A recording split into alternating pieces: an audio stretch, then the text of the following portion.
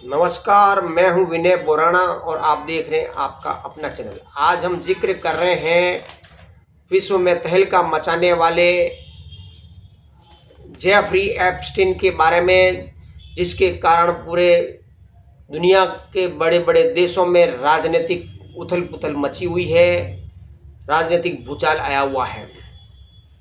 सन 2008 में एक 14 साल की लड़की के माता पिता ने पुलिस स्टेशन पर बताया कि जेफरी एप्स्टीन नाम का व्यक्ति ने उनकी बेटी के साथ अपने पाम बीच वाले घर में यौन शोषण किया था।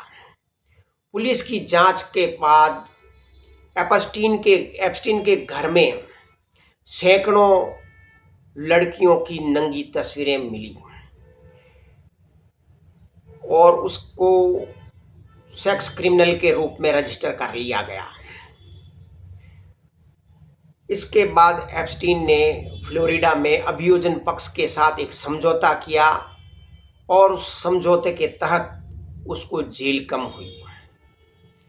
उसके पश्चात 2019 में एक बार फिर शिकायत हुई कि एप्स्टीन नाबालिग लड़कियों के यौन शोषण के लिए एक नेटवर्क चलाता है और इस सोशल नेटवर्क चलाता है और इस सेक्स क्रिमिनल को गिरफ्तार किया गया और जेल भेजा गया। जेल में ट्रायल के दौरान जेफरी एप्स्टीन की मौत हो गई, जिसे सुसाइड कहा गया। ये एप्स्टीन है कौन? जेफरी एडवर्ड एप्स्टीन 20 जनवरी 1953 को न्यूयॉर्क सिटी में जन्मा था। वहाँ से पला बड़ा होकर वहीं पर वो ग्रेजुएट अपनी कॉलेज की पढ़ाई भी पूरी नहीं कर पाया, लेकिन वो डॉल्टन स्कूल में अपने पेशेवर कैरियर के रूप में शुरुआत की थी। 1976 में उसे जब स्कूल से निकाला गया तो उसने बैंकिंग और फाइनेंस के सेक्टर में प्रवेश किया।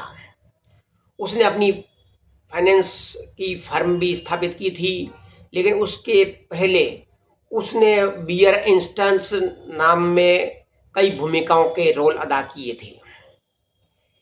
एप्स्टीन अपनी सफलता के साथ साथ पैसा इकट्ठा करने के साथ साथ वो अपनी शारीरिक भूख और जो उसकी जो हवस है, जो समाज में एक व्यभिचार कहते हैं, एक व्यभिचार अपराधी हुआ करता था, वो अपने इस शौक को उन निर्दोष और नाबालिग लड़कियों से पूरा करता था। आखिरकार उन नाबालिग लड़कियां उस तक पहुंचती कैसे थी? ये सब अपने शौक पूरे करने के लिए उसने एक एलिट वर्ग की एक सोसाइटी बनाई। उस एलिट वर्ग की सोसाइटी में जो संभ्रांत वर्ग के युवक होते थे, उनको अपनी पार्टियों में बुलाता और उनके सामने ये नाबालिग लड़कियां पेश करता था और उसके पश्चात जो यौन हिंसाएं होती थी उनका वो वीडियो बनाता था।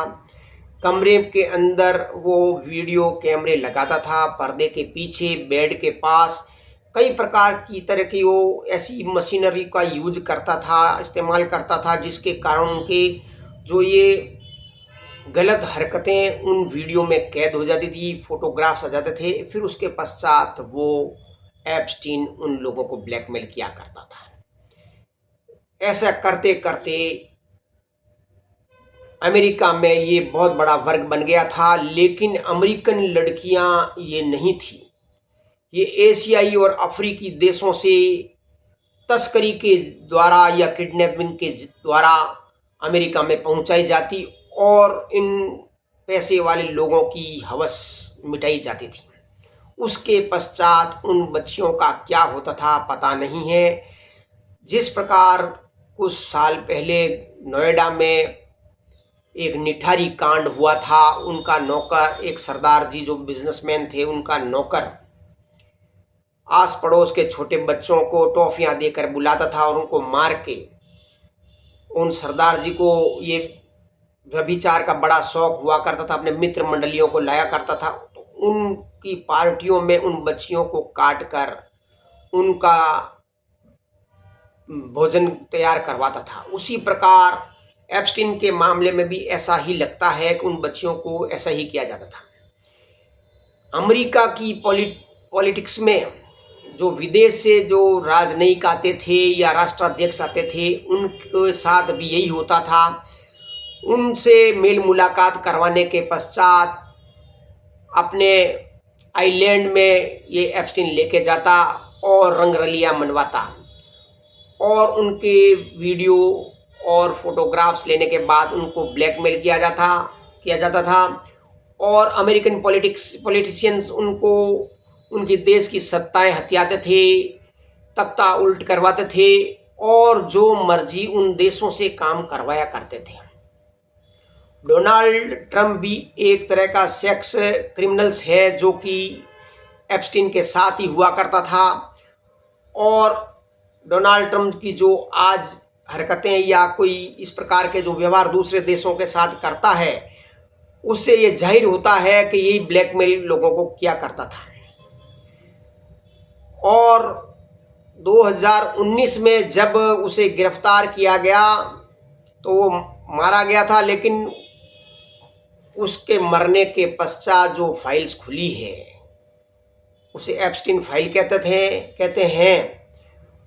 वो एप्स्टीन जब इनके दस्तावेज सबूत इकट्ठे करता, वो 2 प्रकार की ब्लैक डायरी रखा करता था। एक ब्लैक डायरी में उन पॉलिटिशियंस और पैसे वाले लोगों की काली करतूतें हुआ करती थी जिसके बारे में वो विस्तार से लिखता और फाइल्स के रूप में रखता। और दूसरी ब्लैक डायरी ये हुआ करती थी कि जो राष्ट्राध्यक्ष या कोई उद्योगपति विदेश से आता या अमेरिकन ही क्यों ना हो, उन लोगों से मिलने के लिए उनका नाम, उनका कॉन्टैक्ट नंबर वो कोशिश करता।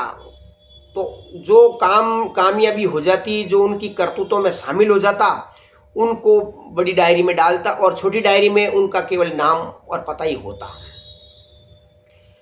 चूंकि डोनाल्ड ट्रंप ने अपनी चुनावी भाषणों में एप्स्टीन फाइल को पब्लिक करने के लिए जो वादा किया था, अब डोनाल्ड ट्रंप ने इस एप्स्टीन की फाइलों को पब्लिक कर दिया है। उस कारण पूरी दुनिया के राजनेताओं में खलबली मची हुई है, कोहराम मचा हुआ है। हर व्यक्ति अपने आप को बचाना चाहता है कि हम एप्स्टीन में के साथ कुछ भी ऐसा नहीं किया था और जिन्होंने किया वो चुप है। और जो उनका कई लोगों का नाम आ रहा है, वो अपने सफाई देते देते थक गए, हमने एप्स्टीन के साथ कुछ नहीं किया। उनका राजनीतिक करियर खत्म होने का चांस है।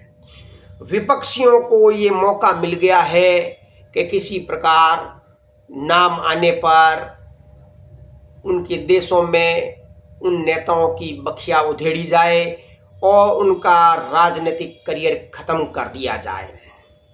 बहरहाल आगे क्या होगा पता नहीं है, लेकिन ये ब्लैकमेलिंग की जो प्रक्रिया है ये आज से नहीं कई सालों से है और बड़े बड़े लोगों को ब्लैकमेल करके उनसे भारी पैमाने पर पैसा वसूल करना, ये बड़े जिगर वाले लोगों का ही काम है। और एप्स्टीन उन जिगर वाले लोगों में शामिल हो गया है जो अपनी हवस, अपने व्यभिचार को संतुष्ट करने के लिए बड़े बड़े लोगों को भी शामिल किया करता था। भारत में पटियाला के राजा भूपिंदर सिंह हुआ करते थे। वो इस प्रकार की पार्टियां करते थे, 50-60 औरतों वेश्याओं को लाकर डांस कर कर इस प्रकार की हरकतें किया करते थे और ये अमेरिका में आम है और हो सकता कई जगह ऐसा होता होगा। लेकिन एप्स्टीन फाइल ने नेताओं की नींद हराम कर दी है। जय हिंद।